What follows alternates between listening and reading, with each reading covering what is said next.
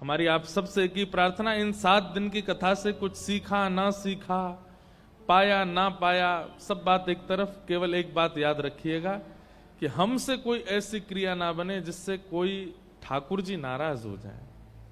बस कल से अपना जीवन ऐसे ही जीजिएगा, इसी बात का ध्यान रखिएगा।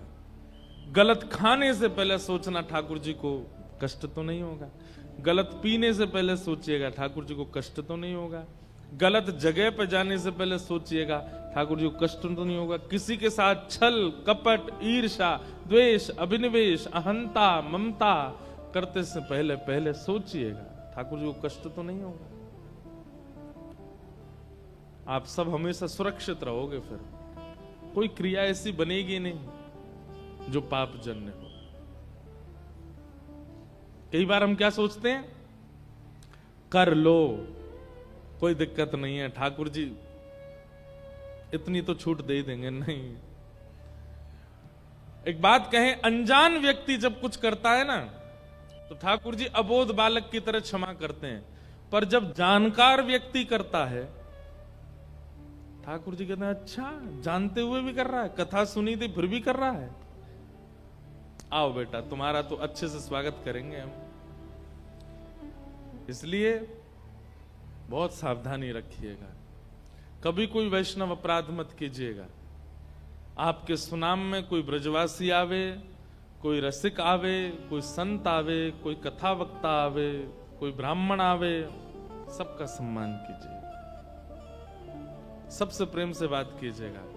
यही मानिएगा कि हरि आए आपके यहां, और इसी भाव से सबको वंदन करते चले, ठाकुर जी प्रसन्न रहेंगे। तो जीवन का उद्देश्य भगवत प्रसन्नता बना लीजिए। आप सब लोग यहां पर बहुत आयु के लोग बैठे हैं, छोटे छोटे बच्चे तो कम ही हैं, अधिकतर ऐसे लोग बैठे हैं जिन्होंने बहुत लोगों को प्रसन्न अभी तक किया है। किसी ने पत्नी को प्रसन्न करने में जीवन निकाल दिया, पति को प्रसन्न करने में, बच्चों को, परिवार को, नातेदारों को, सबको प्रसन्न अब तक तो आप कर ही चुके हो। मिला क्या? कुछ भी नहीं। अब कल से थोड़ी ठाकुर जी की प्रसन्नता पे ध्यान दो, वो प्रसन्न रहे, और उसके लिए जो जो उपाय हम कर सके हम करें। आपका जीवन बहुत सुंदर हो जाएगा। कथा का विश्राम दिवस है और हम बस विश्राम की भूमिका और कुछ कथाओं क्रमों को कहते हुए आज के सप्ताह सत्र को यहां विराम देंगे।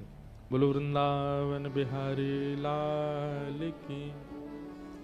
अब सुनाम तो पता नहीं कब आना होगा, 2028 तक तो अभी कोई क्रम नहीं है, 28 के बाद कोई क्रम बनेगा तो देखेंगे। कई तो आप लोगों में से ब्याह ठ्याए हो जाओगे,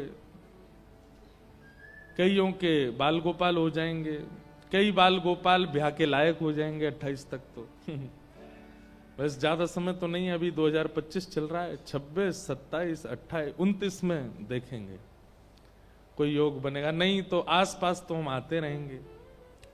अगले वर्ष लुधियाना भी आ रहे हैं, अगले वर्ष, इस वर्ष चंडीगढ़ तो आ ही रहे हैं, अगले वर्ष अमृतसर भी आ रहे हैं, लुधियाना भी आ रहे हैं, और एक जगह और है कोई, लुधियाना और सुनाम के बीच में, वहां पर भी एक क्रम है।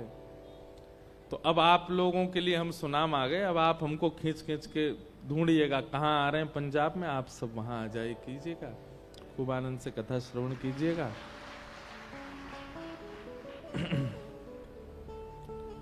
भगवान का विवाह श्री रुक्मणी जी के साथ में संपन्न हुआ। लोग प्रश्न करते हैं कि ठाकुर जी का किशोरी जी से ब्याह क्यों नहीं हुआ।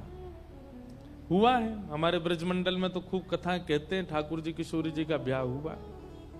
एक बात हमारी बहुत स्पष्ट रूप से समझिएगा, समझ आ जाए तो, सबको नहीं आएगी लेकिन फिर भी हम बोल रहे हैं। ठाकुर जी 2 लीलाएं कर रहे हैं। एक तो ठाकुर जी का प्रभाव स्वरूप है और एक ठाकुर जी का स्वभाव स्वरूप है। ठाकुर जी जब अपना प्रभाव रूप धारण करते हैं तो शंख चक्र गदा पद्म चतुर्भुज रूप धारण कर लेते हैं, परब्रह्म की भांति चलते हैं और वे परब्रह्म रूप में ही व्यवस्थित रहते हैं। लेकिन ठाकुर जी जब ब्रज वृंदावन में लीला करते हैं तब वहां ठाकुर जी अपने प्रभाव को भूल जाते हैं, स्वभाव में रहते हैं। एक बात याद रखिएगा, हर व्यक्ति इन दोनों स्थिति में जाता है। जिससे आपका बहुत स्नेह होता है ना, उसके आगे आप प्रभाव प्रकट करते ही नहीं हो। लेकिन जिनसे आपका कोई स्नेह प्रेम आदि नहीं, उनके सामने खूब प्रभाव में रहते हो। वृंदावन में जब तक ठाकुर जी रहे स्वभाव में रहे, प्रभाव में नहीं आए। लेकिन मथुरा जाते ही ठाकुर जी ने अपना प्रभाव रूप धारण कर लिया। कंस का वध किया, कुबल्या पीड़ हाथी का वध किया, धनुष भंजन कर दिया, कुब्जा का कमर टेढ़ी थी उसको सीधा कर दिया, सुंदरी बना दिया। ये सब भगवान के जो तत्व हैं, भगवान जो करने में समर्थ हैं, वो सारी लीलाएं भगवान ने वृंदावन से जाने के बाद की, वृंदावन में नहीं। वृंदावन में तो ठाकुर जी भूले हुए हैं कि मैं परमात्मा। तो वृंदावन के जो श्री कृष्ण हैं वो ठाकुर जी का स्वभाव है। जब भगवान मथुरा के लिए प्रस्थान किए तो अपने स्वभाव रूपी उस कृष्ण को वृंदावन में ही छोड़ गए। उस स्वभाव वाले ठाकुर जी वृंदावन छोड़ के कभी नहीं गए, आज तक वृंदावन में। इसलिए वृंदावन में बिहारी जी, राधा वल्लभ, श्री राधा रमन, सबके नाम के आगे क्या लगता? लाल। बांके बिहारी लाल, राधा वल्लभ लाल, राधा रमन लाल। लाल मतलब लाला, छोटो लाला, लाडलो लाला। एक कछु ना जाने नेक सो सोए, ऐसी श्रृंगार करके बैठ गए बस सबन को दर्शन देवे के काजे। ऐसी भावना है वृंदावन में। वो श्री कृष्ण कभी वृंदावन छोड़ करके नहीं जाते, और उन्हीं श्री कृष्ण ने, जो ठाकुर जी का स्वभाव है, किशोरी जी के साथ में विवाह हुआ। प्रभाव को वृंदावन में प्रकट ही नहीं होने दे सकते ठाकुर जी।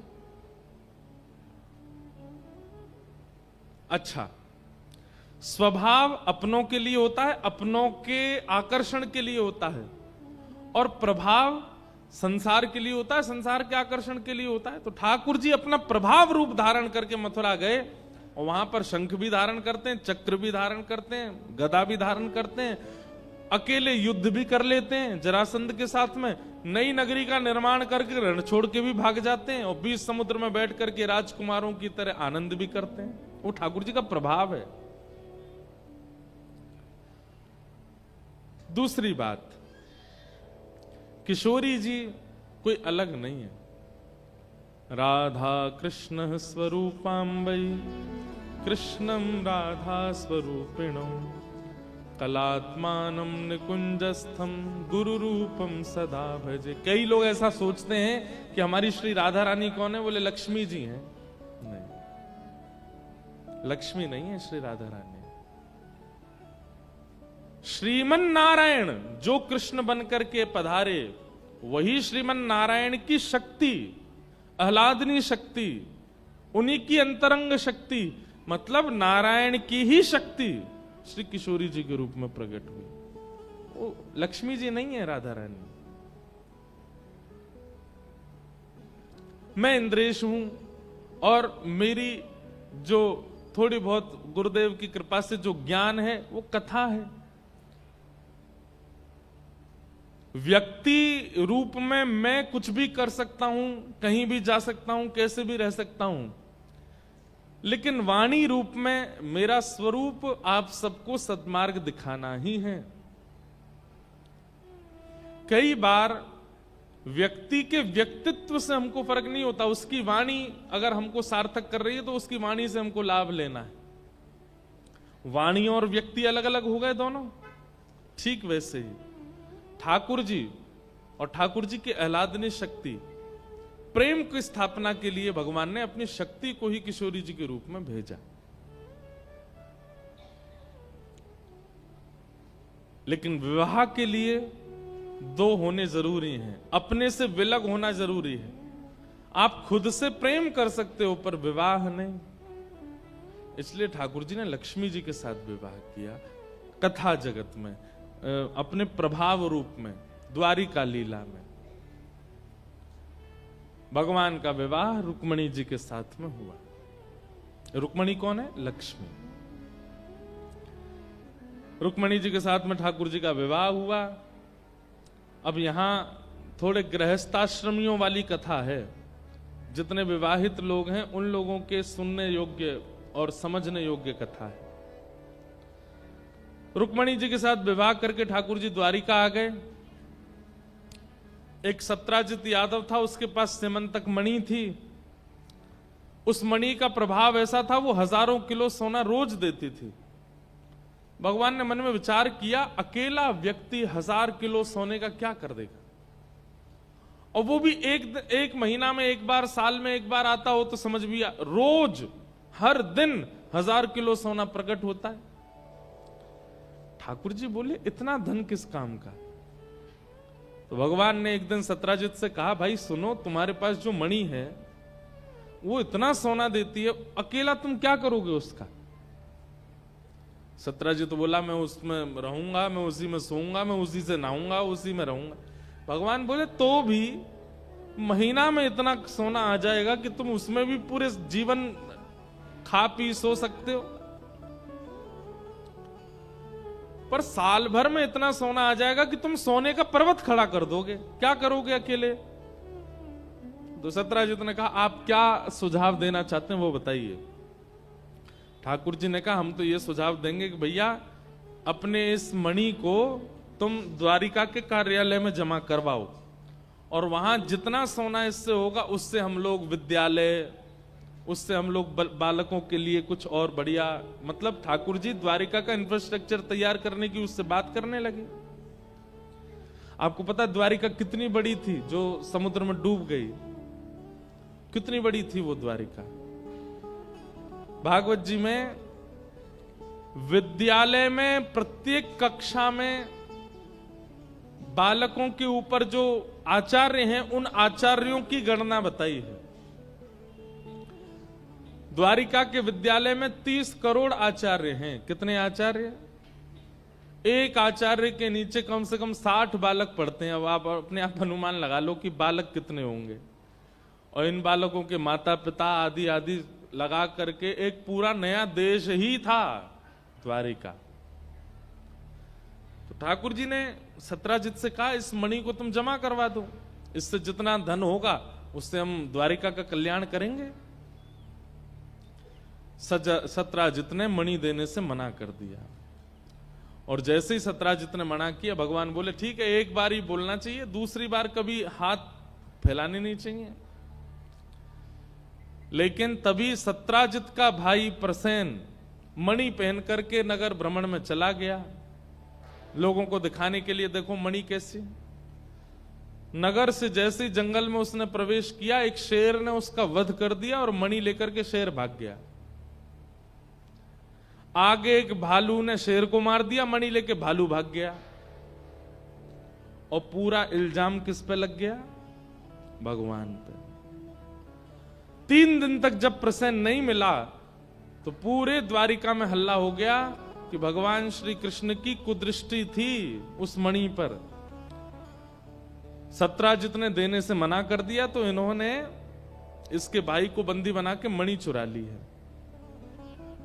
इसको क्या कहते हैं? कलंक। पृथ्वी पर जन्म लेने वाले हर व्यक्ति को अपने एक बार जीवन में ऐसी स्थिति का सामना करना पड़ता है जब उसने कुछ गलत नहीं किया, उसके द्वारा कोई अपराध नहीं हुआ, उसके द्वारा किसी भी प्रकार का कुभाव नहीं किया गया, लेकिन फिर भी सब उसके विपक्ष में खड़े हो जाते हैं। ठाकुर जी के सब विपक्ष में खड़े हो गए।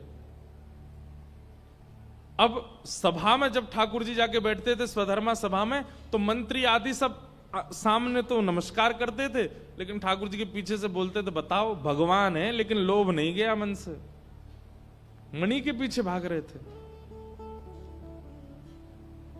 आपस में मंत्रिमंडलों में, सेनापतियों में ही चर्चा होने लगी कि भैया निश्चित ही कोई सुरंग है भीतर जहां पर प्रसेन को छुपा करके रखा है इन्होंने, और मणि अपने पास रख ली होगी। ठाकुर जी को जब ये सब बातें पता चली तो भगवान जोर से हंसने लगे। ये संसार है, यहां ठाकुर जी को नहीं छोड़ा गया तो हम तो मानव हैं। पूरी द्वारिका बसाई ठाकुर जी ने, द्वारिका के लोगों का दाना पानी चलता है ठाकुर जी से, सब कुछ किया ठाकुर जी ने, लेकिन आज एक क्षण नहीं लगा द्वारिका के लोगों को भगवान पर प्रश्न चिन्ह उठाने में।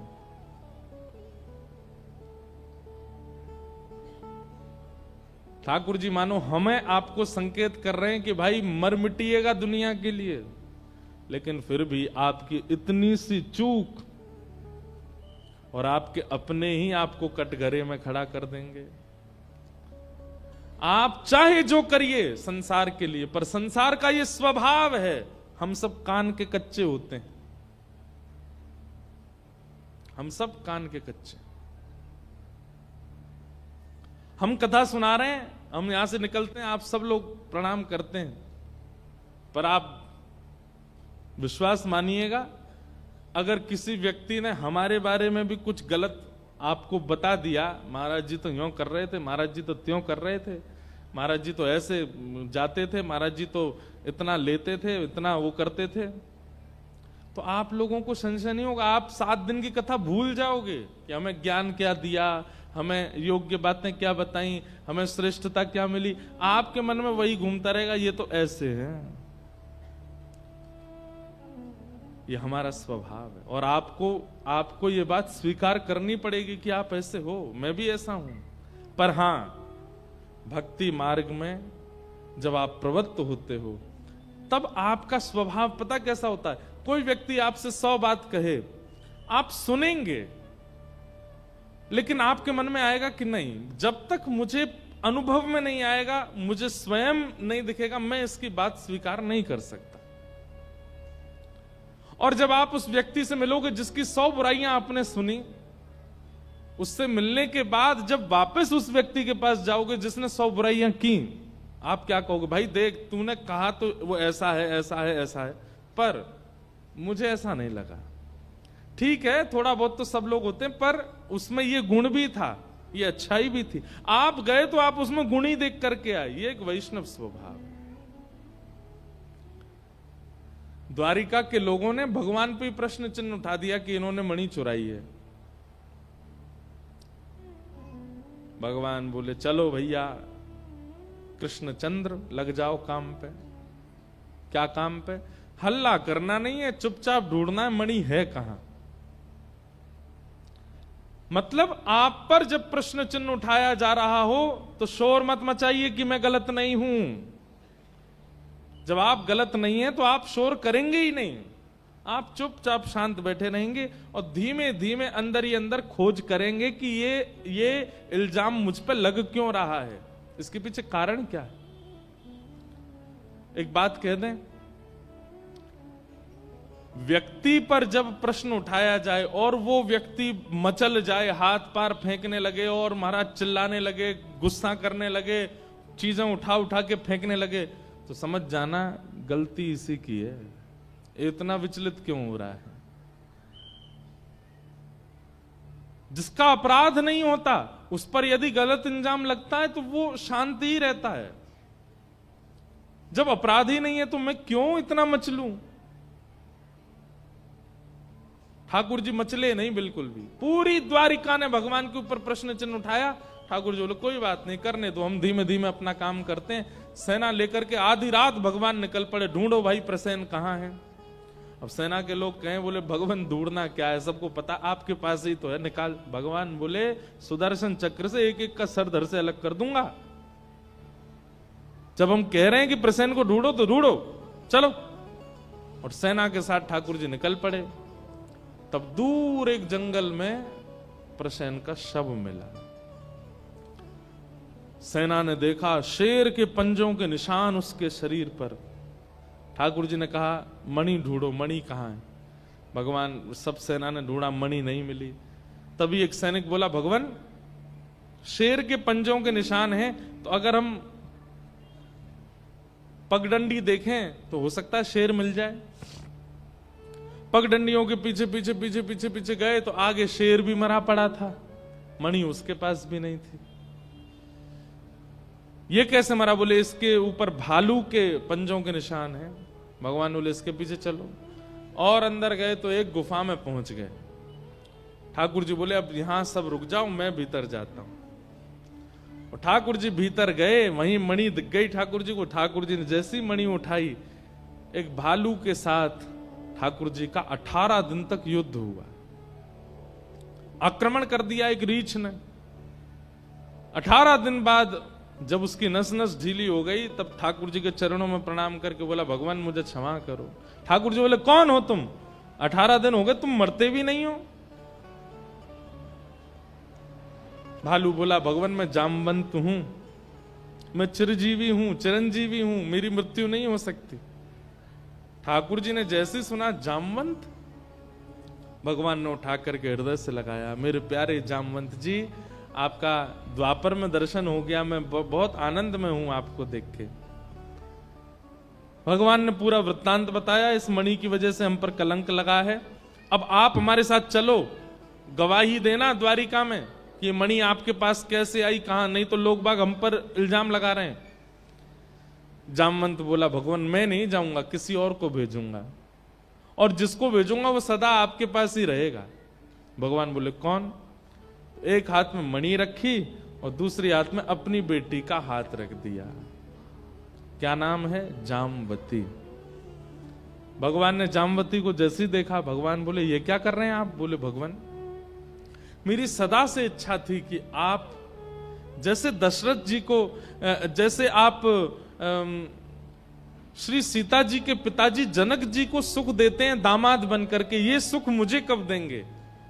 और अब वो युग आ चुका है, आप मुझे भी ससुर होने का सुख दीजिए, मैं आपको दामाद के रूप में देखूं, आपको अपने जामाता के रूप में देखूं, मेरी बेटी से आप वर्ण कीजिए। भगवान बोले एक कलंक हटेगा दूसरा लगेगा। एक कलंक हटेगा हमारे ऊपर की मणि इनके पास नहीं थी, और दूसरा क्या लगेगा? बोले इनको भालू की बेटी मिली थी ब्याह करने को, इंसान खत्म हो गए। कई जगह ऐसा वर्णन है कि जामवती जो थी ना वो भी भालू जैसी थी। वो ठाकुर जी उसको देखें, ठाकुर जी पे घुर्रावे। भगवान बोले अभी से घुर्रा रही है तो इससे कैसे ब्याह करें हम? जामवंत जी बोले भगवान आप मर्यादा पुरुषोत्तम त्रेता में थे, अभी आप लीला पुरुषोत्तम, आप लीला कर रहे हैं, आप श्री कृष्ण हैं, आप मर्यादा पुरुषोत्तम राम नहीं है कि आपको मर्यादाएं देखनी पड़ेंगी।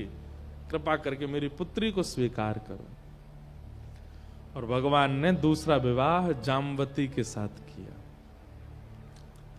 बोलो जामवती रमण भगवान की जय। ठाकुर जी वापस आए, जामवंत जी ने आकर के गवाही दे दी। पूरी द्वारिका को पता चला कि भगवान के पास मणि नहीं थी।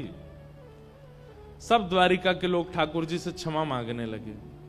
भगवान बोले कभी भी किसी पर संशय करने से पहले 2 बार सोच लिया कीजिए, और एक बार किसी पर संशय करने से पहले उसके उपकारों का विचार किया कीजिए कि इसने हम पर कितने उपकार किए हैं।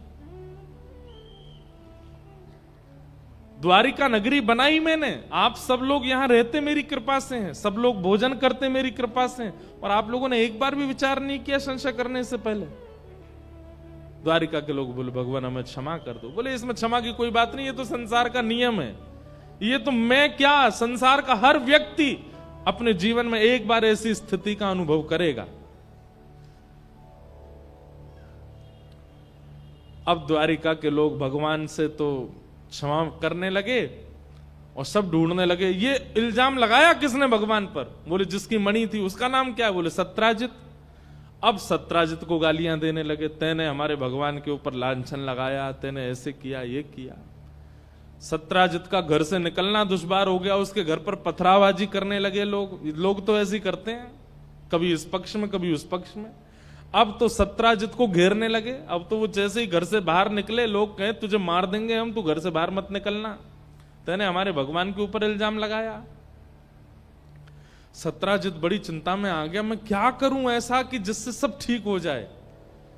तब उसने अपनी बेटी को देखा, उसकी बेटी का नाम था सत्यभामा। सत्यभामा बचपन से ठाकुर जी से प्रेम करती थी और उसने अपने पिता से कहा था कि मैं विवाह करूंगी तो केवल इन्हीं से करूंगी। तब सत्राजित कहता था मृत्यु स्वीकार है लेकिन कृष्ण से तेरा ब्याह नहीं करने दूंगा मैं। और जबरदस्ती अपनी बेटी की सगाई कर दी एक सतधनवा नाम के व्यक्ति से।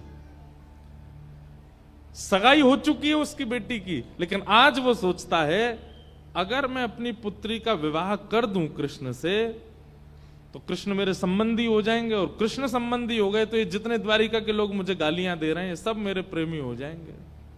भाई जब मैं उनका ससुर बन जाऊंगा फिर क्यों गाली देंगे मुझे। इस लोभ में अपनी बेटी का ब्याह कर दिया भगवान से। और तीसरा ब्याह भगवान का हुआ सत्यभामा। दहेज में मणि लेकर के गया। भगवान बोले इसको दूर रखो मेरे से, इसके कारण इतना सब चक्र घूम गया, ये मणि चाहिए ही नहीं हमको। लेकिन एक लीला हो गई। क्या? भगवान का तीसरा ब्याह सत्यभामा से हुआ तो सत्यभामा के जो पुराने मंगेतर थे जिनसे इनका ब्याह होने वाला था, सतधनवा, वो तो ब्याह इसीलिए कर रहा था कि उसको मणि मिलेगी दहेज में। अब पता चला रात रात में ससुर जी ने मन बदल करके कृष्ण से ब्याह कर दिया। वो तो क्रोध में भर गया और उसको पता चला कि कृष्ण ने मणि ली भी नहीं है दहेज में।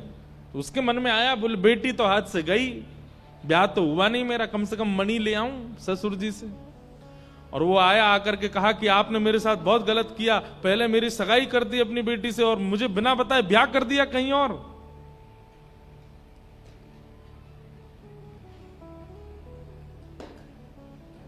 पीछे हट जाइए थोड़ा। नहीं आप सब लोग नहीं, बीच वाले हट जाओ ना, लाइट से न पीछे बैठो। और फ्लक्चुएशन हो रहा है, कोई देखिएगा सब।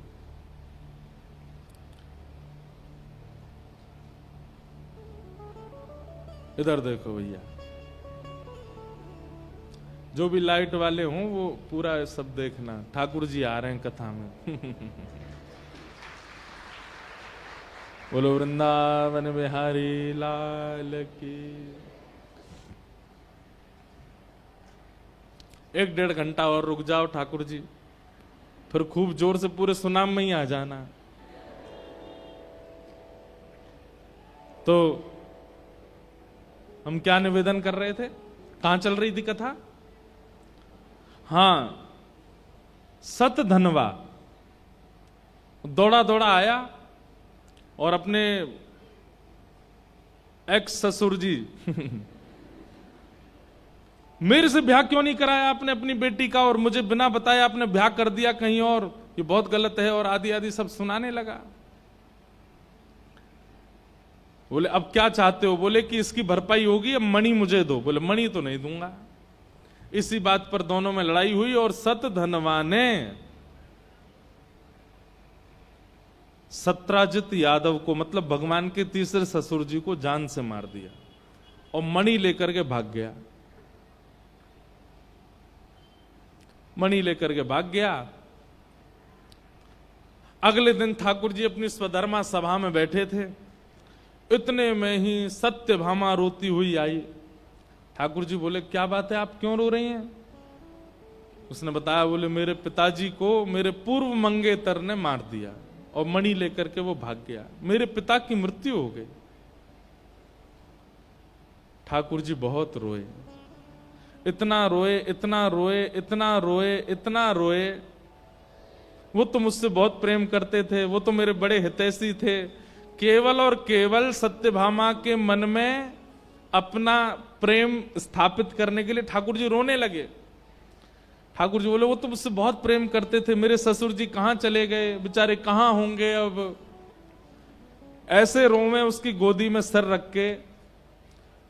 सत्यभामा कहे मुझे पता है आप मुझसे और मेरे पिता से बहुत प्रेम करते हैं। भगवान बोले बस मैं तुमको यही बताना चाहता हूं, मुझे बहुत पीड़ा हो रही है, ऐसा लग रहा है मेरे खुद के पिता चले गए क्या।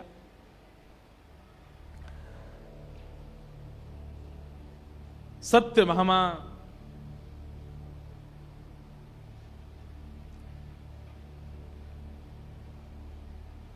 भगवान चाह रहे थे कि इसके मन में ये आ जाए कि नहीं, ये मेरे पिता से बहुत प्रेम करते हैं।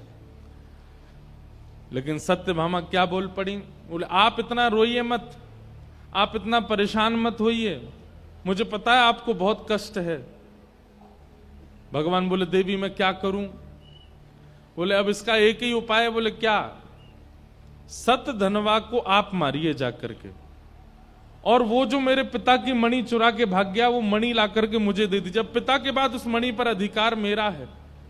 भगवान बोले मणि मेरा पीछा कब छोड़ेगी? ये मणि मेरे जीवन में ऐसी आई है, जब से आई है तब जा ही नहीं रही है। इसका अभिप्राय क्या है? ठाकुर जी क्या बताना चाह रहे हैं? जिस वस्तु को प्राप्त करने के लिए कभी आप बड़े उतावले हुए थे, कभी ना कभी वही वस्तु आपको इतना कष्ट देगी कि आप उससे दूर भागोगे। वो वस्तु भी हो सकती है, वो व्यक्ति भी हो सकता है, वो कुछ भी हो सकता है। इसलिए किसी भी चीज के लिए ठाकुर जी के अलावा बहुत उतावले मत होइए, क्योंकि अतीत में यदि वो वस्तु भी अगर आपको मिल जाए तो आप उससे भी अप्रसन्न हो जाओगे। लोग धन की इच्छा बहुत रखते हैं, लेकिन अतीत में जब धन की प्राप्ति हो जाती है तो बहुत धन भी कई बार लोगों को कष्ट देने लगता है। कई लोगों को बहुत यश की कामना होती, मैं मेरा बहुत नाम हो जाए, मैं जहां जाऊं भीड़ इकट्ठी हो जाए। कई बार उसको भीड़ से ही परेशानी होने लगती है। इसलिए ठाकुर जी कहते हैं कभी किसी वस्तु से आशाएं मत रखो, नहीं तो वो बहुत परेशान करेगी आपको। ठाकुर जी बोले अब इस मणि का क्या करें हम? सत्यभामा बोली आप अभी जाइए और उसको मार दीजिए, मार करके मणि लेके आइए, मुझे दीजिए। भगवान बोले ठीक है जाता हूं मैं। ठाकुर जी बलराम जी के साथ गए। सतधनवा को पता चला कि भगवान आ रहे हैं और मणि मुझसे लेंगे और ये मुझे मार देंगे। तो भगवान के काका हैं श्री अक्रूर जी। ये अक्रूर जी वही हैं जो ठाकुर जी को मथुरा से लेके आए, वृंदावन से मथुरा लेके गए थे। अक्रूर जी जो थे वो सतधनवा के मित्र थे।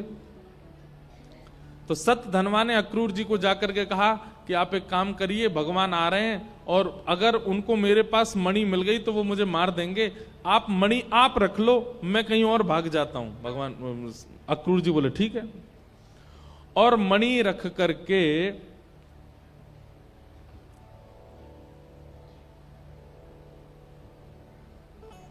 सतधनवा वहां से भाग गया। भगवान ने बीच मार्ग में उसको पकड़ लिया, उसका वध कर दिया, लेकिन उसके पास मणि नहीं मिली। अब ठाकुर जी कहें भाई मणि कहां है? मणि तो है नहीं इसके पास। उसका घर देख लिया, उसका जहां भी उसके स्थान थे सब जगह देख लिए, लेकिन मणि कहीं नहीं मिली।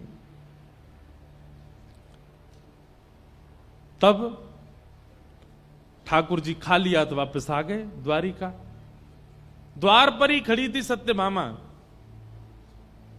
भगवान ने आकर के कहा देवी हमने सतधनवा को मार दिया, तुम्हारे पिता के हत्यारे का हमने वध कर दिया, हमने बदला ले लिया उससे। सत्यभामा ने हाथ आगे किया, मणि मणि दो हमें। ठाकुर जी बोले मणि उसके पास नहीं थी, मैंने देखा, उसका घर भी गया था और भी जगह सब देखा, मणि मिली नहीं मुझे। तो सत्यभामा के मन में आया इनकी बहुत पहले से मणि पर दृष्टि थी, कहीं वो मुझे अपने पास ना रखनी पड़े, कहीं उस पर मेरा अधिकार ना हो जाए, क्योंकि अगर मणि मेरी हो गई तो मैं रुक्मणी जाम्बती से ज्यादा श्रेष्ठ हो जाऊंगी। इसलिए ये मणि मुझे दे नहीं रहे, छुपा के अपने पास ही रख ली है। लेकिन ठाकुर जी तो अंतर्यामी, समझ गए मन की बात। भगवान बोले जय हो, संसार के लोगों सावधान हो जाओ, ये आपकी धर्म पत्नी है।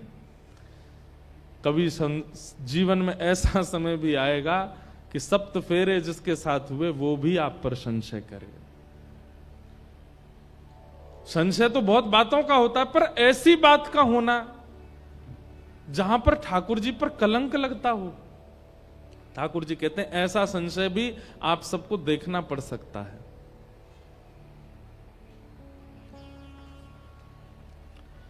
एक साल तक सत्यभामा ने भगवान से बातें नहीं की। ठाकुर जी जैसे ही आते मुंह फेर के बैठ जाती, लेकिन ठाकुर जी भी बोले मैं ज्यादा प्रमाण नहीं दूंगा। सत्य का स्वरूप है, उसको कितना भी छुपाया जाए वो प्रकट हो जाता है। अगर मैं गलत नहीं हूं तो मुझे ज्यादा प्रमाण देने की आवश्यकता नहीं है। सत्यभामा मुझसे बात ना करे तो ना करे। ठाकुर जी अपना कर्तव्य निभाते थे, रोज उसके पास जाना, अपनी तरफ से बातें करना। वो उत्तर नहीं देती थी, वो उसका स्वरूप स्वभाव है। वो ठाकुर जी से पूछती थी मणि आपके पास है ना? ठाकुर जी स्पष्ट कहते थे नहीं है। अब इससे अतिरिक्त मैं आपको और कुछ उत्तर नहीं दे सकता, मेरे पास मणि नहीं है। एक साल तक सत्यभामा ने भगवान से बातें नहीं की, इस प्रकार से व्यवहार किया। एक वर्ष बाद एक दिन बड़े मालधार पहने हुए ब्राह्मण देवता को ठाकुर जी ने देखा। सोने की चैन, सोने के कुंडल, सोने की पगड़ी, सोने के हाथ में कड़ूला, सोने के पांव में पाजेब, सोने की कोंधनी। ठाकुर जी बोले ब्राह्मण इतना सोना पहन करके कभी नहीं रहता, इतना स्वर्ण पहन करके कैसे घूम रहा है? तभी ठाकुर जी बोले ए ब्राह्मण देवता इधर आओ, इतना सारा सोना कहां से आया आपके पास? बोले अरे क्या बताएं, आपकी द्वारिका में एक दानवीर है। कौन? अक्रूर जी। बोले वो सोने की थाली, सोने की चम्मच, सोने की गिलास, सोने की कटोरी, उसमें भोजन कराते हैं और पूरे सामान दक्षिणा में दे देते हैं, ले जाइए। भगवान बोले अक्रूर जी कुछ ज्यादा ही दान नहीं कर रहे, पूरी थाली का सेट दान कर देते हैं? बोला हाँ। समझ गए भगवान, बोले ये तो मणि की कृपा है। भगवान ने पत्र लिख करके अक्रूर जी से कहा मणि आपके पास है, हमें पता है, पर आप आकर के द्वारिका में एक बार और गवाही दे दीजिए कि मणि आपके पास है, क्योंकि द्वारिका में कुछ लोगों को मुझ पर संशय है। अक्रूर जी महाराज आए और आकर के उन्होंने मणि सबको दिखा करके स्वीकार किया। तब सत्यभामा को बहुत खेद हुआ और भगवान से क्षमा मांगी। ठाकुर जी बोले ये संसार का नियम है, इसलिए सावधान हो जाइएगा सब लोग। गृहस्थ आश्रम में प्रवेश करने के बाद इन इन घटनाओं का, ऐसी ऐसी स्थितियों का अनुभव सबको करना पड़ सकता है। बस विचलित मत होइएगा, ज्यादा प्रमाण देने की आवश्यकता नहीं है। आप यदि सत्य हो तो मौन रहिए और सत्यता से अपना जीवन निर्वहन कीजिए। इस प्रकार स्यमंतक मणि का उपाख्यान पूरा हुआ। जो इस पूरी कथा को सुनता है, ठाकुर जी ने इस पूरी कथा को वरदान दिया, इस कथा को सुनने वाले व्यक्ति को अपने जीवन में बेवजह कलंकित नहीं होना पड़ेगा।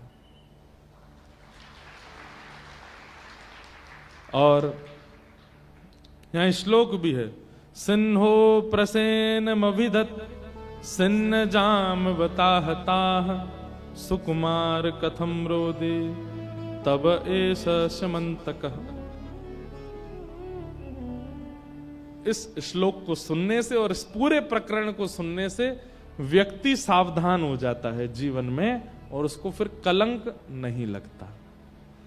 और कभी अगर ऐसी स्थिति आवे भी जीवन में तो भैया परेशान मत होइएगा, विचलित मत होइएगा, प्रसन्न रहिएगा, सब आनंद होगा। इस प्रकार ठाकुर जी के 3 ब्याह हो गए और एक दिन ठाकुर जी अर्जुन के साथ घूम रहे थे, तभी एक श्याम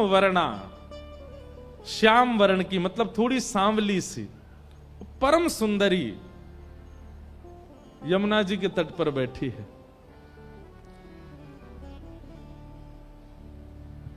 अर्जुन का उस पर मन आ गया। बहुत ध्यान से सुनिएगा। अर्जुन बोला हे कृष्ण, आप मुझे बहुत प्रिय हो, आपका वर्ण मुझे बहुत प्रिय, आपके नेत्र मुझे बहुत प्रिय हैं। और देखो बिल्कुल आप जैसे वर्ण वाली, आप जैसे नेत्र वाली एक कन्या बैठी है और बिल्कुल तपस्विनी की मुद्रा में बैठी है।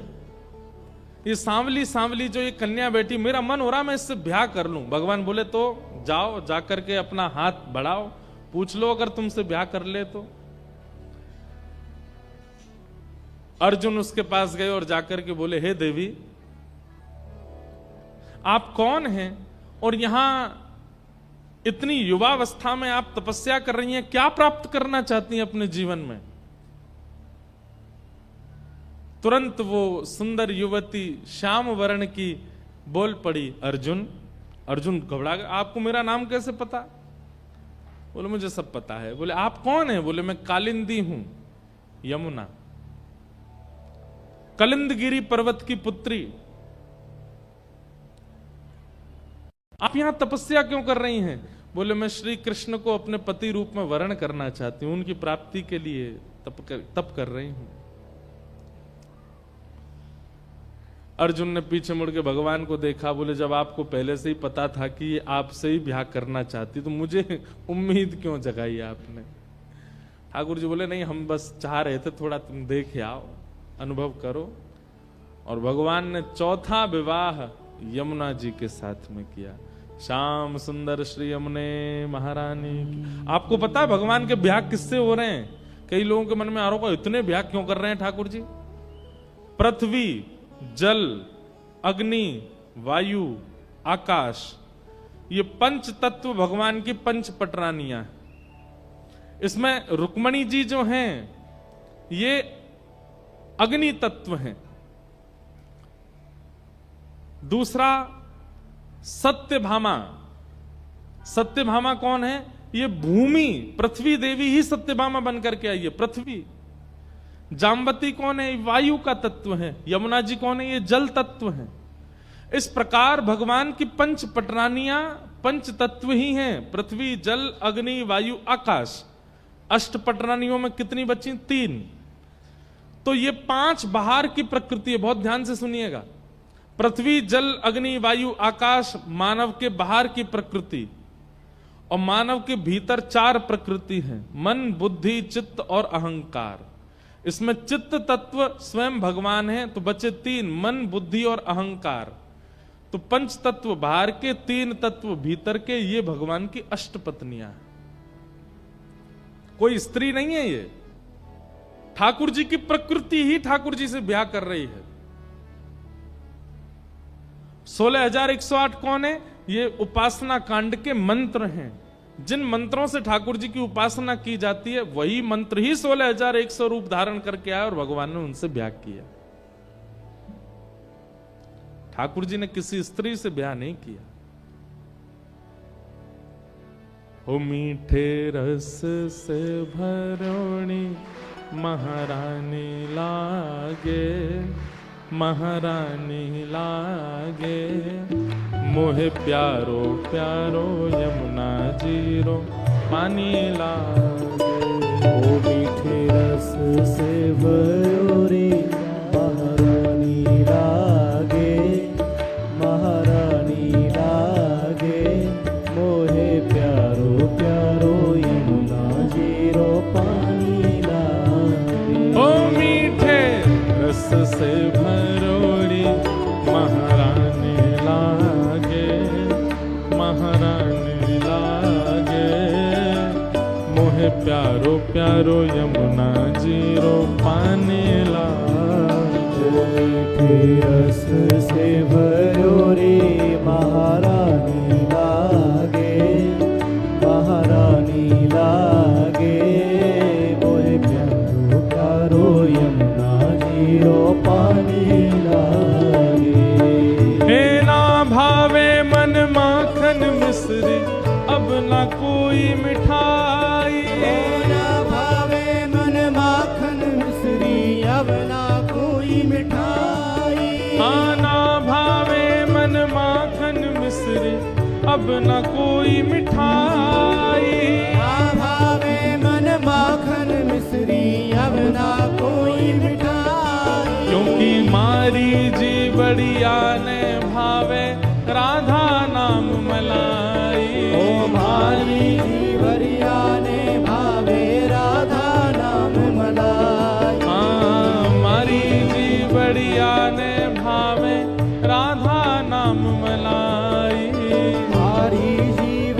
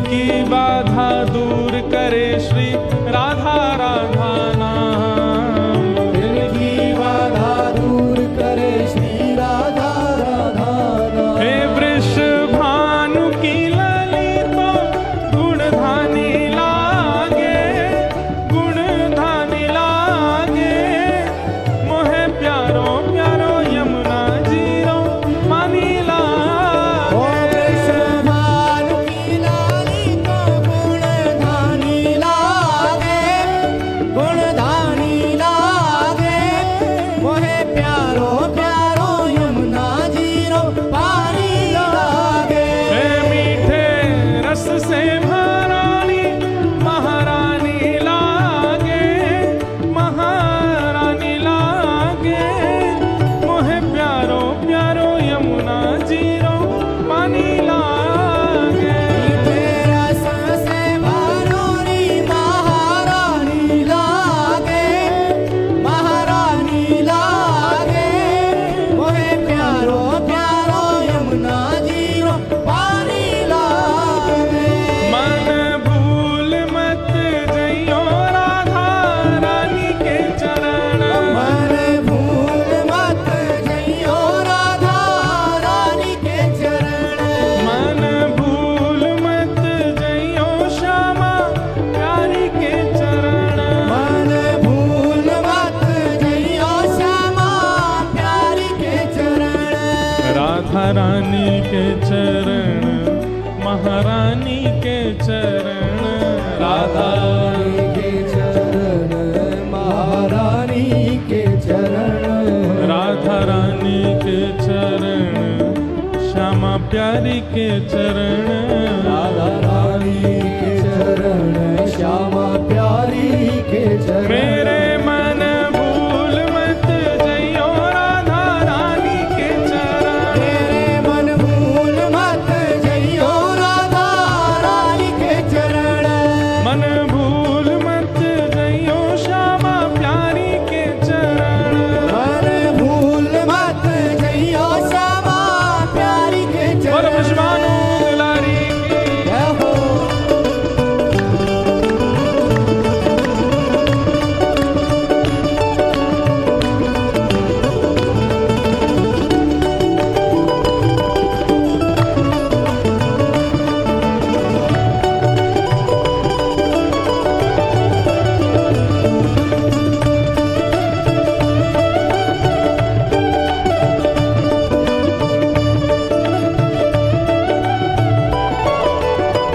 ओ वृषभानु की किशोरी सुनी गैया होते भोरी। वृषभानु की किशोरी सुन गैया होते भोरी। वृषभानु की किशोरी सुन गैया होते भोरी। वृषभानु की किशोरी सुन गैया होते ओ भोरी। प्रीत जान के हूँ थोड़ी तो है राखेगी शरण। प्रीत जान के मुँह थोड़ी तो है राखेगी शरण। मेरे मन भूल मत जइयो राधा रानी के चरण। मन भूल मत जइयो राधा रानी के चरण। दो चीजें याद रखनी है वृंदावन में, क्या?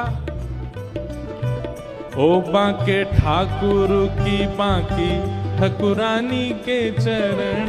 बांके ठाकुर की बांकी ठकुरानी के चरण। ओ बांके ठाकुर की बांकी ठकुरानी के चरण। बांके ठाकुर की बांकी ठकुरानी के चरण। मेरे मन भूल मत जइयो राधा रानी के चरण। मन भूल मत जइयो राधा रानी के चरण।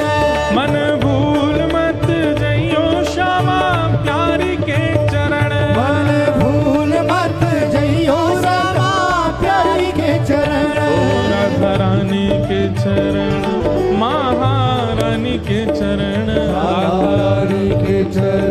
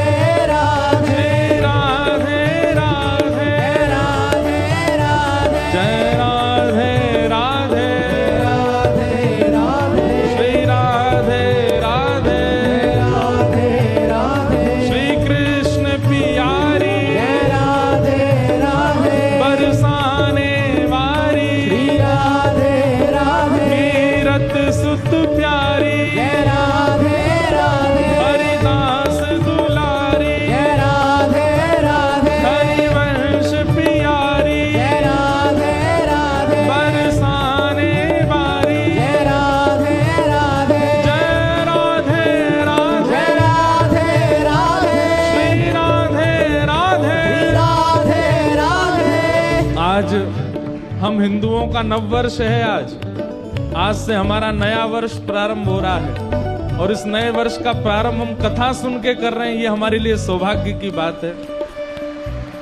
और इस नव वर्ष का प्रारंभ ये 2 अक्षर के साथ में करो। वेग से गा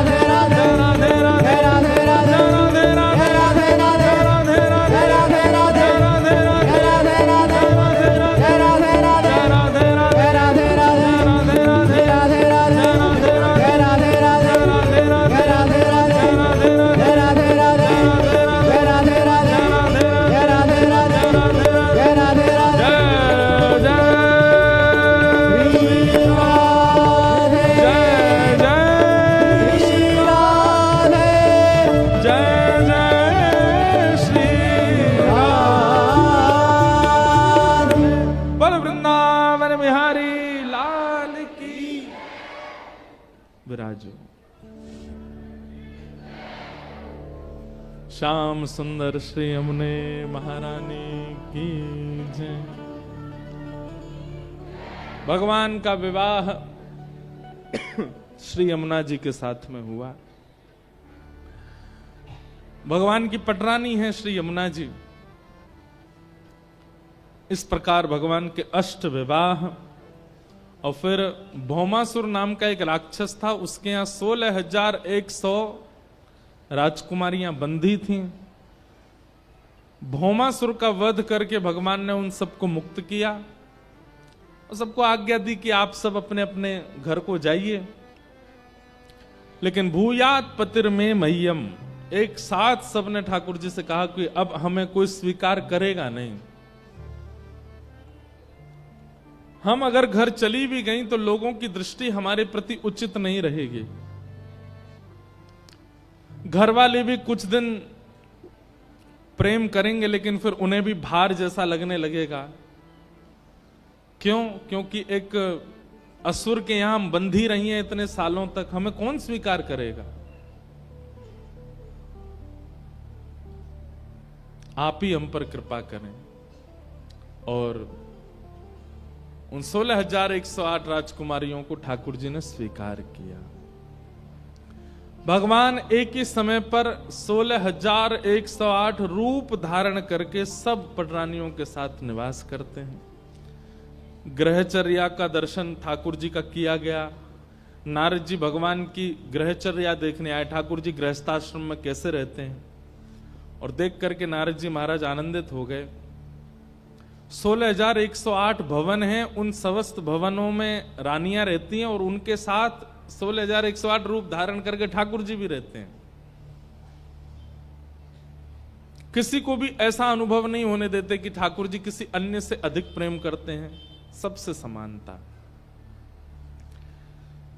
भगवान की फिर दिनचर्या का वर्णन किया गया। द्वारिका में ठाकुर जी की दिनचर्या कैसी है?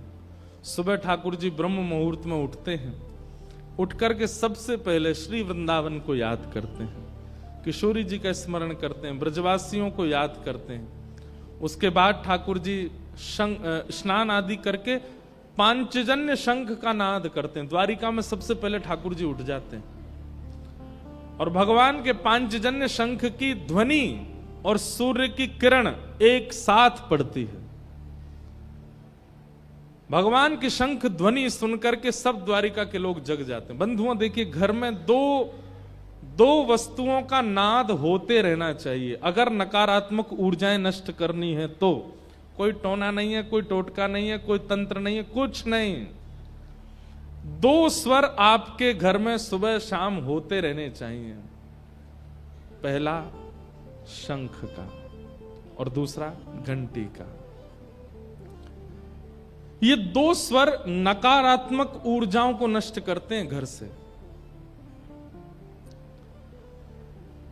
ऐसा कहते हैं, जिस घर के बालकों की निद्रा शंखनाद से खुलती है, माताजी पिताजी स्नान ध्यान करके नीचे से शंखनाद करें और शंख ध्वनि पूरे घर में गूंजनी चाहिए। कई लोग क्या करते हैं, केवल मंदिर में शंख बजाते हैं। नहीं, बीच आंगन में खड़े होकर शंख बजाना चाहिए। पूरे घर के कोने कोने तक उसकी ध्वनि जानी चाहिए।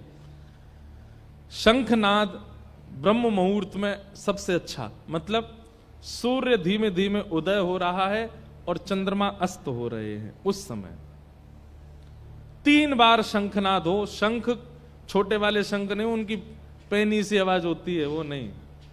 बढ़िया शंख होने चाहिए जिसकी ध्वनि से पूरा गुंजायमान हो जाए घर। ऐसे शंख जिन घरों में बजते हैं वहां कभी नकारात्मक ऊर्जा नहीं आ सकती। कई बार ऐसा होता है कि आप किसी घर में जाते हैं, हमारा तो काम ही पड़ता है लोगों के, अब तो हमने बहुत बंद कर दिया जाना, जाते ही नहीं। पर कई बार ऐसा होता है कि किसी के घर में जाते हैं और जब जाकर के निकलते हैं ना, सारे विचार सारी भावनाएं सब नष्ट हो जाती हैं। पता चल जाता है कि यहां नकारात्मक ऊर्जा थी। कहीं कहीं हम संकेत कराते हैं, अब तो जाना बंद कर दिया घर में, अब कहीं नहीं जाते हम, बहुत कम बोल देते हैं कि आप शंख बजाया करो घर में। अब उसके लिए कुछ कर रहे हैं, कुछ नहीं करना है। शंख रखिए घर में और नित्य उसका स्वर निकालिए। और फिर क्या करना है सुनिए, शंख वादन करना है। फिर जब आपके बालक नहा धो के आ जाते हो, स्कूल जाने के लिए तैयार होते हो, छोटी अवस्था में, बड़े नहीं, छोटे छोटे, उनके गाल से शंख स्पर्श कराया। पस्पर्श वालम कृपया कपोलो, भागवत जी कहती हैं, उनके गाल से शंख स्पर्श कराया करो, मुंह से नहीं। जब ध्रुव जी छोटे से थे, भगवान प्रकट हुए तो भगवान ने कहा, ध्रुव हम तुम्हारे सामने इतनी देर से खड़े हैं, तुम कुछ बोलते क्यों नहीं? ध्रुव जी बोले, मैं तो 4 वर्ष का बालक हूं, मुझे तो बोलना ही नहीं आता, मैं क्या बोलूं? तब भगवान ने अपने शंख चक्र गदा पद्म चतुर्भुज में से शंख को ध्रुव जी के गाल से स्पर्श कराया। जैसे स्पर्श कराया, ध्रुव जी को ज्ञान होने लगा। शंख के स्पर्श से व्यक्ति के बुद्धि में निर्णयात्मिका भाव प्रकट होने लग जाते हैं। जैसे बच्चे हैं, अब सुबह जाते हैं स्कूल, अब स्कूल में किससे मित्रता करनी, किसके साथ खाना खाना, किसके साथ बैठना, ये सब भी एक उसके जीवन का परिवर्तन करते हैं। शंख क्या करता है, केवल सद व्यक्ति से ही आपको जोड़ेगा। शंख का स्पर्श इतना पॉजिटिव होता है, अगर व्यक्ति नित्य स्पर्श करता है शंख का, नित्य वादन करता है शंख का, शंख आपकी बुद्धि को, आपके तन को सकारात्मक ही दिखाने लगता है। आप फिर उसी से मिलोगे जो अच्छा है। जो आपका गलत अनहित करता हो, शंख उससे दूर रखेगा आपको। पृथ्वी मंथन हुआ था और पृथ्वी मंथन में 14 रत्न निकले थे। कुछ देवताओं को बांटे गए, कुछ दैत्यों को बांटे गए। मानवों को क्या दिया? 2, शंख और गाय। गौ और शंख, ये 2 मानवों के रत्न हैं। 24 घंटे में एक बार शंख और एक बार गाय का स्पर्श तो होना ही चाहिए आपके शरीर से। वो रत्न भगवान ने दिया है आपको।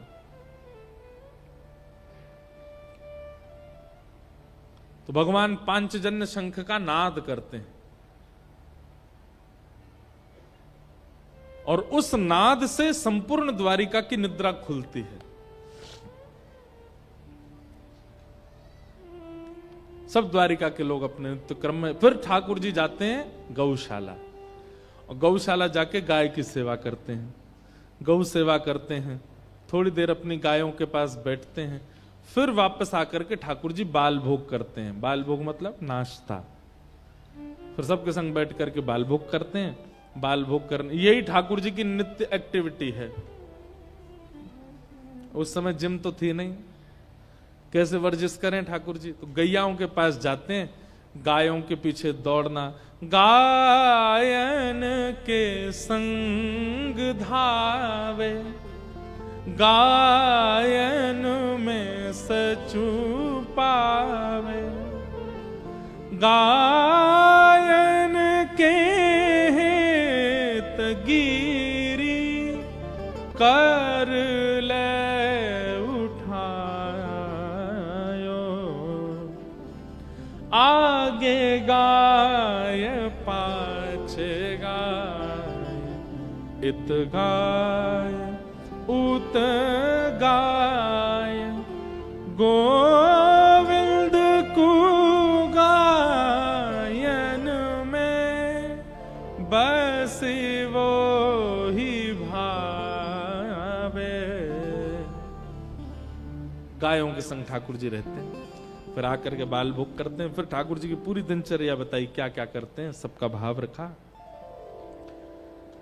पांडवों ने राजसूय यज्ञ किया, ठाकुर जी को आमंत्रण भेजा और आमंत्रण में कहा कि कम से कम 20,000 राजकुमार संग लेकर के आइएगा।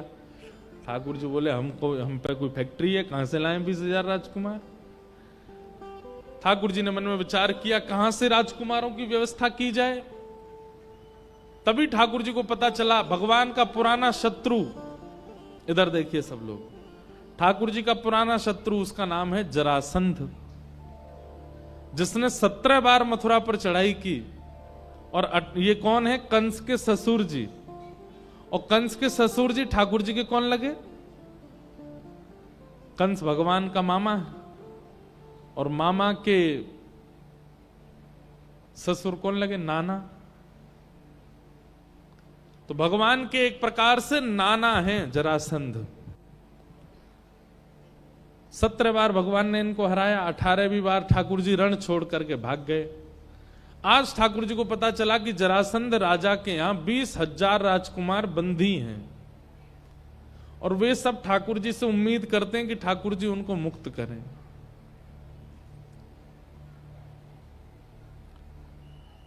ठाकुर जी ने विचार किया कि अब कैसे किया जाए, तो अर्जुन को भगवान संग लेकर के गए, भीम को भगवान संग लेकर के गए और जरासंध के यहां जाकर के भगवान ने भीम के द्वारा जरासंध का वध करा। बड़ी सुंदर कथा है पर बड़ी है इसलिए मैं सूक्ष्म में कह रहा हूं। भीम के द्वारा भगवान ने जरासंध का वध करवा करके 20,000 राजकुमारों को मुक्त किया और सबको लेकर के इंद्रप्रस्थ के पांडवों के राजसूय यज्ञ में गए। राजसूय यज्ञ संपन्न करा करके फिर भगवान, ये पास में कुरुक्षेत्र है, वहां कुरुक्षेत्र में सूर्य ग्रहण के समय भगवान समस्त द्वारिका वासियों के साथ आए और उसी काल में समस्त ब्रजवासी भी वहां आए। एक बात कहें, ऐसा हमारे यहां माना जाता है कि हमारी किशोरी जी कभी ब्रजमंडल छोड़ करके कहीं नहीं गई, लेकिन एक बार किशोरी जी ब्रज से बाहर गई, केवल एक जगह, कुरुक्षेत्र। यहां किशोरी जी का आगमन हुआ है और 100 वर्ष बाद, वृंदावन से चले जाने के 100 वर्ष बाद ठाकुर जी ब्रजवासियों से मिले और किशोरी जी से मिले यहां कुरुक्षेत्र में। बहुत सुंदर कथा है, ब्रज द्वारिका मिलन महोत्सव, बहुत भावुक कर देने वाली कथा है। ठाकुर जी सबसे मिले, नंदरानी यशोदा जी से मिले, नंद बाबा से मिले, मधुमंगल श्री दामा से मिले और सबसे अंत में ठाकुर जी फिर किशोरी जी से मिलने गए।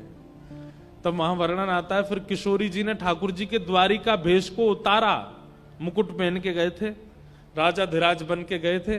तो किशोरी जी, ललिता, विशाखा आदि इन सब ने ठाकुर जी के राजकीय वस्त्रों को उतार करके कटिकाचनी पहनाई, गले में वैजंती माला पहनाई, सुंदर केश बांध करके ठाकुर जी को टिपारा धराया, मुकुट पहनाया। और मुकुट में मोर पिछ, द्वारिका में ठाकुर जी मुकुट कम पहनते हैं, वहां राजा धीराज रूप में रहते हैं। ठाकुर जी को पाग बांध करके उस पर सीधे ऊपर ठाकुर जी को मोर पिछ लगाए, कानों में मकराकृत कुंडल पहनाए, हाथों में महावर लगाई, पैरों में महावर लगाई, पैरन में पाजे पहना के ठाकुर जी के हाथ में वंशी पधराई 100 वर्ष बाद। और फिर किशोरी जी ने रास विहार किया। बहुत सुंदर लीला है। सूर्य ग्रहण का समय था जब भगवान कुरुक्षेत्र आए थे। किशोरी जी से मिलने के बाद ठाकुर जी वापस गए, और ठाकुर जी जैसे ही वापस आए, अब 100 वर्ष में ठाकुर जी द्वारिकाधीश बने घूमते थे, लेकिन आज नंद नंदन कृष्ण बन करके आए। श्रृंगार पूरा बदला हुआ है, चाल पूरी बदली हुई है, नेत्र आधे आधे खुले हुए हैं, नेत्रों में काजल लगा है, नेत्र थोड़े थोड़े से लाल हैं, मुखमंडल लाल है, बीड़ा खाकर के आए, हाथों में महावर, पैरों में महावर, सुंदर इत्र की सुगंधी आ रही है, और त्रिभंग लली ठाकुर जी टेढ़े मेढ़े जैसे ब्रज में चलते हैं वैसे चल रहे हैं। ये दृश्य देख करके रुक्मणी आदि सब भगवान की पटरानियां मूर्छित होने लगी। ऐसा रूप ही नहीं देखा था ठाकुर जी का। रुक्मणी होश संभाल करके ठाकुर जी के समीप गई, और उस प्रेमास्पद श्री कृष्ण के रूप को देख करके किशोरी जी, रुक्मणी जी बोली, ये रूप तो पहले कभी नहीं देखा हमने आपका। ठाकुर जी निर्वाक हैं, थोड़े थोड़े आंसू भरे हैं नेत्रों में। 100 वर्ष बाद मिलकर के आए हैं किशोरी जी से, ब्रजवासियों से। ठाकुर जी द्वारिका में पत्रावली का श्रृंगार नहीं करते, आज ठाकुर जी ने पत्रावली का श्रृंगार किया, ऐसे बिंदी बिंदी बिंदी लगा करके इतने सुंदर लग रहे हैं। रुक्मणी जी दृष्टि नहीं हटा पा रही हैं। तब रुक्मणी जी को पता चला कि मैंने सुना है कुरुक्षेत्र में ब्रजवासी आए हैं, कहीं ऐसा तो नहीं उन ब्रजवासियों में राधा रानी आई हो। सब पटरानियों के मन में आया कि एक बार हम राधा रानी को जाके देखें तो सही, वो हैं कैसी। श्री कृष्ण आज तक उनको नहीं भूल पाए। कहीं ना कहीं कृष्ण पत्नियों को अपने रूप पर एक अभिमान है, हम बहुत सुंदर हैं। किशोरी जी को रूप देखने के लिए गई हैं, परखने के लिए गई, परीक्षा लेने के लिए गई है, कितनी सुंदर हैं किशोरी जी, हम भी तो देखें। और भगवान की अष्टपटरानियां, ये रुक्मणी आदि पत्नियां ऐसी भगवान की कि स्वर्ग लोक की उर्वशी जैसी सुंदरी अप्सरा भी इनके सामने फीकी लगती है, इतनी सुंदर हैं सब। सब गए, किशोरी जी के शिविर में प्रवेश किया। जैसे प्रवेश किया, आहा, ऐसा सुंदर रूप लावण्य, घुंघराले केश, मृग जैसे नेत्र, मधुर मुस्कान, श्वेत वर्ण है, नील वर्ण के पोशाक पहनी है। और जैसे ही कटाक्ष नेत्रों से इन पटरानियों को देखा, इन सबके चित्त में जितना अभिमान था सुंदरता का, सब नष्ट हो गया। बोले कि हम अपने आप को सुंदर मानती थी, पर आज हमारा अभिमान नष्ट हो गया। सुंदरता तो इसे कहते हैं। चरणों में प्रणाम किया, जय हो किशोरी जी, जय हो वृषभानु नंदिनी, जय हो श्री राधा रानी। आज आपका रूप देख करके नित्य हमारा चित्त अत्यंत प्रसन्न हो गया। आप वास्तव में बहुत सुंदर हैं। तभी वो सुंदरी बोली, मैं राधा रानी नहीं हूं, मैं तो दासी हूं। राधा रानी तो भीतर बैठी हैं। रुक्मणी आदि एक दूसरे का चेहरा देखने लगी, ये तो दासी है। दासी हमारे मान को नष्ट कर रही है, राधा रानी क्या करेंगी। 2 पटरानियां तो वहीं से लौट गई, बोले कि हम तो दासी को देख के ही कृतार्थ हैं, हम तो किशोरी जी को देख ही नहीं पाएंगे। भीतर प्रवेश किया तो बाहर जो दासी मिली उससे भी कई गुना ज्यादा सुंदर। रुक्मणी जी ने कहा, आप निश्चित राधा रानी हैं? नहीं नहीं नहीं नहीं, मैं तो सेविका हूं, राधा रानी भीतर है। कहते हैं 8 पत्नियां गई थी दर्शन करने, और 3 दोहरी पर 3 स्त्रियों ने तो 7 को परास्त कर दिया भारी। जैसे तैसे रुक्मणी जी ने साहस किया कि मैं भीतर जाऊं, और जैसे रुक्मणी जी ने भीतर प्रवेश किया, हमारे श्री हरिराम व्यास जी कहते हैं, जहां श्री राधा चरण रेणु की कमला लेत बलैया। कमला किसे कहते हैं? लक्ष्मी को। बोले रुक्मणी जी ने जैसे ही किशोरी जी को देखा, रुक्मणी जी यह भी भूल गई कि वो लक्ष्मी है, यह भी भूल गई कि वो द्वारिका की राजमाता है, वो यह भी भूल गई कि वो श्री कृष्ण की पत्नी है। अपना तन मन सब भूल गई और केवल किशोरी जी के चरणों में प्रणाम कर रही हैं, नेत्रों से उनके चरणों को स्पर्श करके आनंदित कर रही हैं, और किशोरी जी से कह रही हैं, मैं आपके रूप की बलैयां लूं इतनी सामर्थ्य मेरी नहीं, आप केवल अपने चरण ऊपर कीजिए, जो आपके चरणों की चिन्ह नीचे बन गए, मैं इनकी बलैयां ले लेती हूं। जहां श्री राधा चरण रेणु की कमला लेत बलैया। किशोरी जी ने अपने चरण जैसे ही ऊपर किए तो जो रज में, रेत में किशोरी जी के चरण छिप गए, लक्ष्मी उनको प्रणाम करती है। ऐसा रूप है हमारी श्यामा जी का, किशोरी जी का। रुक्मणी बोली, मैं तो परीक्षा लेने आई थी, लेकिन अब आपसे एक ही विनती करती हूं, क्या जीवन में कभी द्वारिकाधीश को त्यागने का चित्त में मन में भाव भी नहीं आया, पर आज भी त्यागना तो नहीं चाहती, पर आपके साथ नित्य रहना चाहती हूं। ऐसी कोई कृपा कीजिए कि आप मुझे कभी ना छोड़े, मैं आपके साथ रहूं।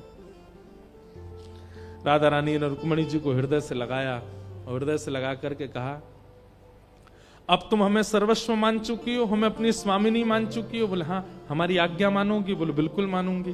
बोले मेरे प्राण तुम्हारे पास हैं, उनकी सेवा में जाओ और सदा उनकी सेवा करो। मेरे प्राण श्री कृष्ण आपके पास हैं, उनकी सेवा में रहो। और श्री रुक्मणी जी वापस तब गई, नहीं तो रुक्मणी जी तो सब छोड़ छाड़ के ब्रज में रहने की पूरी भाव में आ गई थी। किशोरी जी ने कृपा करके भेजा। बहुत सुंदर ब्रज द्वारिका मिलन की इतनी सुंदर कथा है। आगे भागवत जी में फिर सुदामा चरित्र आता है, जहां भगवान के परम सखा श्री सुदामा जी महाराज आज पहली बार अपनी पत्नी के सौगंध देने पर मिलने के लिए जा रहे हैं श्री कृष्ण से। रास्ता भटक गए, कहीं और पहुंच गए। तब किसी ने बताया, बोले द्वारिका तो यहां से 100 किलोमीटर दूर के रास्ते पर है। सुदामा जी मार्ग में ही सो गए। बोले हे नंदन नंदन, वैसे तो तू हमारे हृदय में रहे, लेकिन भैया कहा करें, पत्नी ने सौगंध दे के भेजो या हमारे द्वारिका आ रहो। लाला तेरी इच्छा हो तो भैया तू यहीं मिल लियो मोते आके। सुदामा जी तो वहीं सो गए। इतने में ही ठाकुर जी ने कृपा की और श्री सुदामा जी सोते ही पहुंच गए द्वारिका। द्वारिका में जाकर के द्वारपालों को बताया कि मैं भगवान का मित्र हूं। कई लोग कहते हैं कि सुदामा जी को द्वारपालों ने धक्का दे दिया, कहां से चले आए हो, लेकिन ऐसा कुछ नहीं। भगवान के द्वारपाले इतना शिष्टाचार तो जानते हैं कि भाई किससे कैसे व्यवहार करना है, नहीं तो उनमें हम में अंतर क्या रह गया। द्वारपालों ने भीतर जाकर के भगवान को जब बताया कि आपके सखा सुदामा आए हैं, ठाकुर जी दौड़े और दौड़ करके द्वार पर जाकर के सुदामा जी को अंक में भर लिया, लेकर के भीतर पधारे। देख सुदामा की दीन दशा, करुणा करके करुणा निधि रोए, पानी परात को हाथ छुयो नहीं, नैनन के जल सो पग धोए। ठाकुर जी ने अपने नेत्रों के अश्रुओं से ही सुदामा जी के चरण धोए।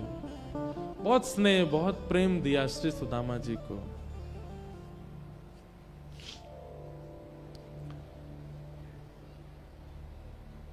ठाकुर जी जैसा कोई दयालु नहीं, ठाकुर जी जैसा कृपालु नहीं। ऐसे दया के निधान हैं हमारे श्याम सुंदर। सुदामा जी पर अति अनुग्रह किया और अति अनुग्रह करके श्री सुदामा जी ने कुछ भी नहीं मांगा ठाकुर जी से, पर ठाकुर जी ने सब कुछ दे दिया। वास्तव में यही है बंधुओं कि व्यक्ति ठाकुर जी के सामने बस स्वयं को अर्पित कर दे, ठाकुर जी खुद को दे देते हैं उसको। पर जब संसारी व्यवहार विचार सब मांगने की इच्छा चित्त में आती है तो ठाकुर जी वही सब देते हैं, खुद को नहीं देते। सुदामा जी को ठाकुर जी ने खुद को दे दिया, सुंदर भवन बना करके दे दिया। सुदामा जी ने भवन देख करके मन में विचार किया कि भाई अब हम कुटिया में रहने वाले भवनों में कैसे रहेंगे। पत्नी को सब सौंप करके जाने लगे। भगवान प्रकट हो गए, प्रकट होकर के बोले क्यों छोड़ के जा रहे हो सारे भवन। सुदामा जी बोले भगवान ज्यादा व्यवस्था में भजन नहीं होता। एक बात हमारी लिख लीजिएगा, बहुत ध्यान से सुनिए सब लोग। बहुत व्यवस्था में ना तो भजन होता है और ना पढ़ाई होती है। पढ़ाई करने के लिए और भजन करने के लिए थोड़े अव्यवस्था में रहिए।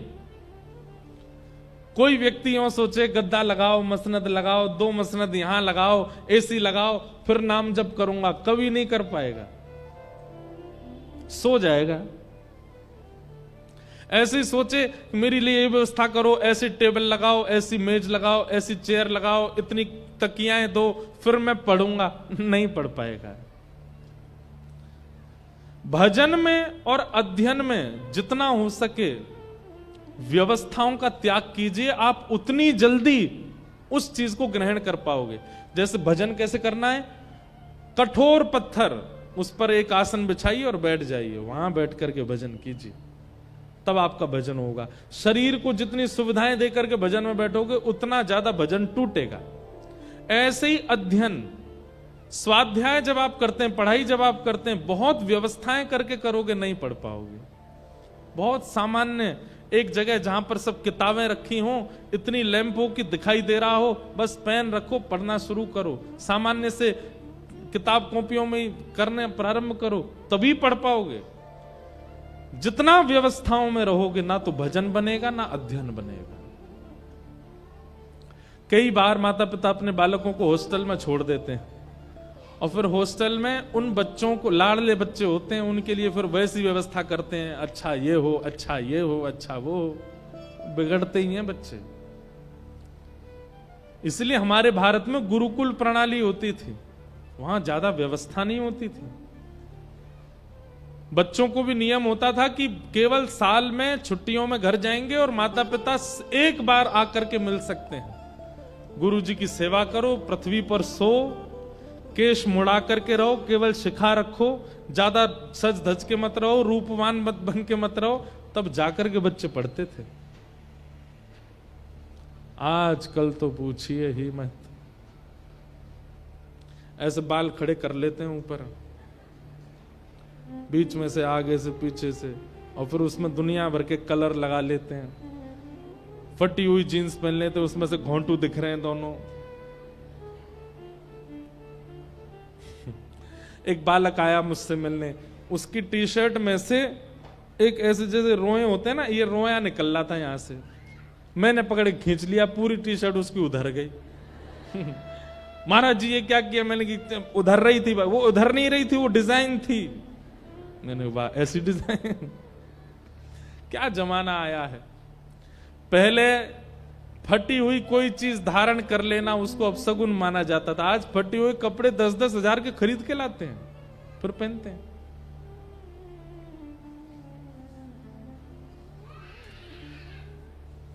एक बालक बोला, बोले महाराज जी फक्कड़ साधुओं में और हम में कोई अंतर नहीं, वो भी बेचारे कम वस्त्र पहनते हैं, हम भी कम ही पहनते हैं, हम भी फटे आदि रहते हैं। कितना सरल सहज स्वभाव है हम लोगों का। भाई देखो, कई बार आपका स्वरूप भी बताता है कि आप कैसे हो। इसलिए सहज रहा करो, सरल रहा करो। ये अपने मुंह के साथ, शरीर के साथ, बालों के साथ ज्यादा खिलवाड़ मत किया कीजिए। हम तो इन सब चीज के बिल्कुल पक्ष में नहीं है। टैटू बनवाना अच्छा नहीं है, बालों को ज्यादा रंगीन कर लेना और फिर उसमें दुनिया भर की स्टाइलें निकालना। माताएं बहनें को तो हम नहीं कह सकते, भाई लोग तो कम से कम सीधे साधे रहो। इतनी ज्यादा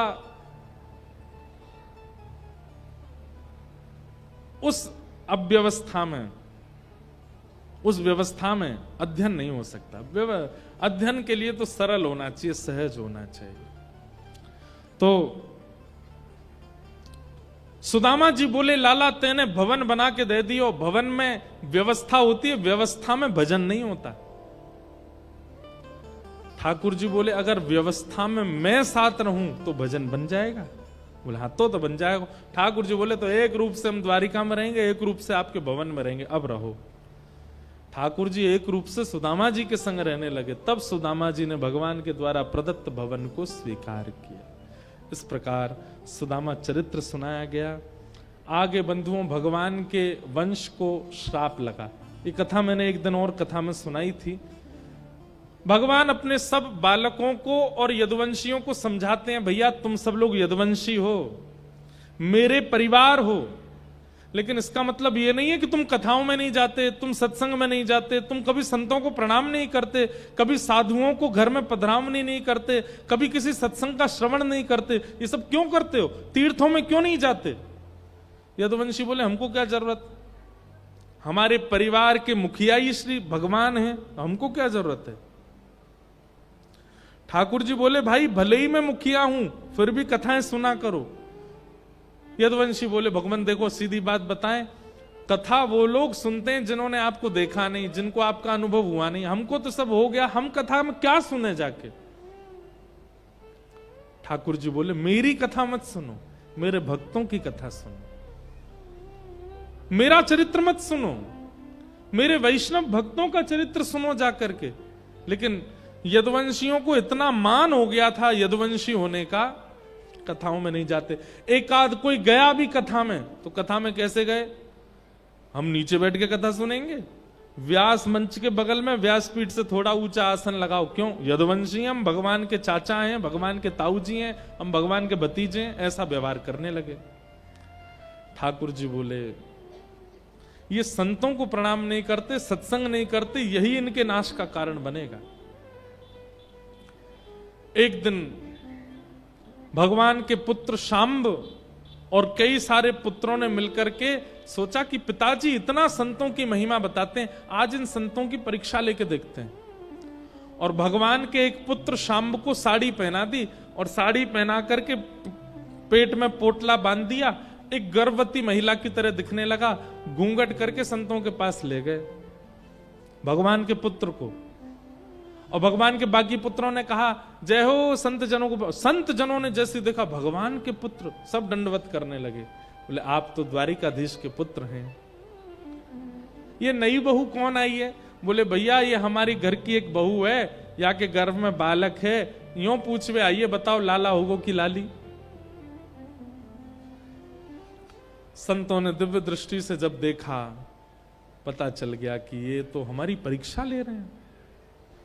संतों ने कहा, आप लोगों को भगवान का पुत्र होने का, संबंधी होने का अभिमान है ना, इसलिए ऐसी क्रिया कर रहे हैं। हम श्राप देते हैं, इसके गर्भ से एक लोह पिंड जन्म लेगा, आपके पूरे यदुवंश का नाश हो जाएगा।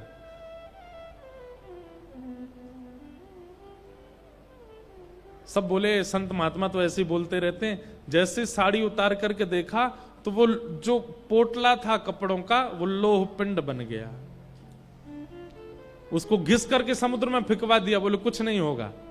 समुद्र की लहरों से वो एक विषैली घास बनकर के पूरी द्वारिका के कोनों में आ गई। एक दिन जरा सी बात पर यदुवंशियों में लड़ाई हो गई और लड़ते लड़ते यदुवंशी एक दूसरे को मारने लगे। लड़ते लड़ते जैसे समुद्र तट पर गए, विषैली घास उठा उठा करके एक दूसरे पर फेंकने लगे और देखते ही देखते संपूर्ण यदुवंश का नाश हो गया। भगवान देखते रहे। तो ठाकुर जी बोले, मेरे परिवार के नाश का कारण मेरा ही बेटा बना। क्यों? सत्संग नहीं किया, साधुओं का संग नहीं किया, वक्ताओं का संग नहीं किया, उनके वचन नहीं सुने, भक्त चरित्र नहीं सुने, इसी वजह से इनके चित्त में अपराध हुआ। बंधुओं, ठाकुर जी अगर कभी मिल भी जाए ना किसी सुनामवासी को, तो भी कथा मत छोड़िएगा। हनुमान जी महाराज, आपको पता है, जब अयोध्या से राम जी लीला पूरी करके जा रहे थे, हनुमान जी नहीं गए साथ में। हनुमान जी सदा पृथ्वी पर रहते हैं, इसीलिए कहते हैं चारों युग प्रताप तुम्हारा।